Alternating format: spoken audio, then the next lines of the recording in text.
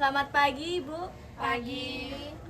Sebelumnya perkenalkan, saya Bidan Windy dari Puskesmas Taliwang, dan ini perkenalkan rekan saya. Pagi Bapak Ibu, perkenalkan saya Bidan Dwi. Baik Ibu, di sini saya ingin menyampaikan mengenai dukungan kita sebagai tenaga kesehatan untuk ASI eksklusif, di mana pemberian ASI eksklusif itu dari 0 sampai 6 bulan tanpa minuman dan makanan tambahan, dan juga menurut WHO bisa dilanjutkan ke usia 2 tahun didampingi dengan MPASI, di mana di wilayah Puskesmas Taliwang ini berdasarkan data-data yang kami dapatkan, dan juga kami telah turun ke Puskesmas langsung untuk mengobservasinya langsung. Pemenuhan ASI eksklusifnya masih kurang dikarenakan minimnya informasi yang didapatkan oleh masyarakat sekitar, dan juga dikarenakan kendala akibat ibu-ibu yang masih bekerja di wilayah ini, sehingga mengakibatkan pemenuhan ASI eksklusifnya terhambat. Di sini kami sebagai bidan ingin melakukan program pengabdian masyarakat untuk melakukan advokasi bersama kepala desa guna meningkatkan kesadaran dan dukungan terhadap program ASI eksklusif. Kegiatan ini akan mengintegrasikan aspek promosi kesehatan, edukasi konseling, serta advokasi dengan pendekatan berbasis media digital dan teknologi untuk menjangkau masyarakat secara lebih luas. Di sini bisa ibu-ibu lihat soal yang telah kami susun. Iya, memang benar Bu Bidan, cakupan ASI eksklusif masih perlu ditingkatkan. Namun masih banyak tantangan seperti kurangnya kesadaran ibu dan keluarga, serta pengaruh susu formula.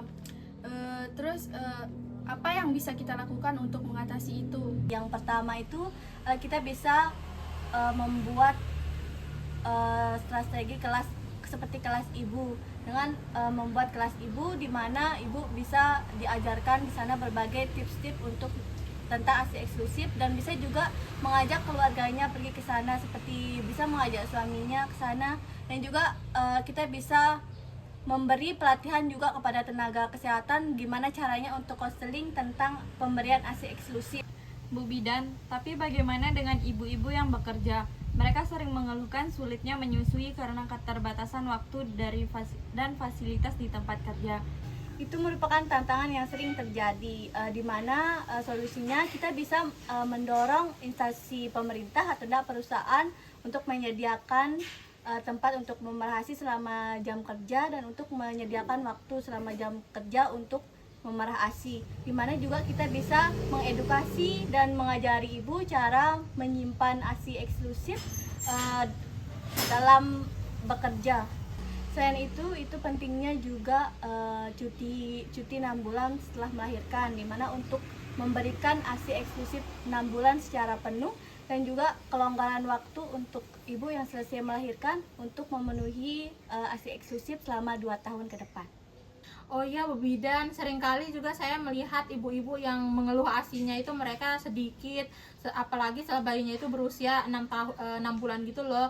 Terus mereka tuh mulai memberikan ASI formula ke bayi-bayinya itu. Bagaimana cara menjelaskan kepada mereka atau ibu-ibu itu untuk bahwa ASI itu sangatlah penting dan mereka harus tetap mencukupi ASI tersebut? Kita bisa memberitahu bahwa produksi ASI akan terus berlanjut sampai bayi tetap menyusui atau ibu tetap memerah ASI.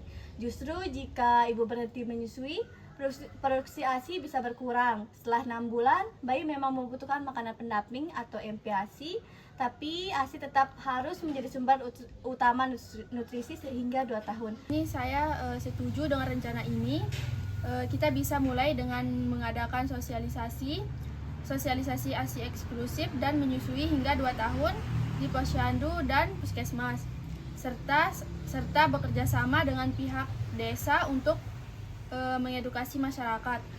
Jika memungkinkan, kita juga bisa mengajukan regulasi tingkat desa untuk mendukung ibu menyusui di tempat kerja dan fasilitas umum. Saya siap membantu agar program ini bisa berjalan dengan baik.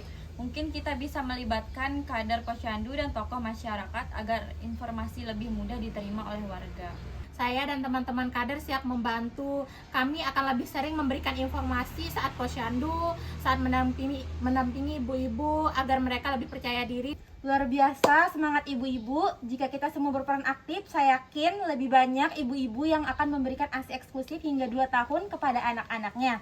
Mari kita bersama-sama untuk menuju generasi emas. Baik, di sini kami juga menyediakan contoh media untuk edukasi mengenai ASI eksklusif, di mana ini juga bisa nanti dibagikan kepada ibu-ibu atau masyarakat sekitar untuk bisa digunakan sebagai media informasi. Baik, mungkin sekian ibu-ibu. And I used to think that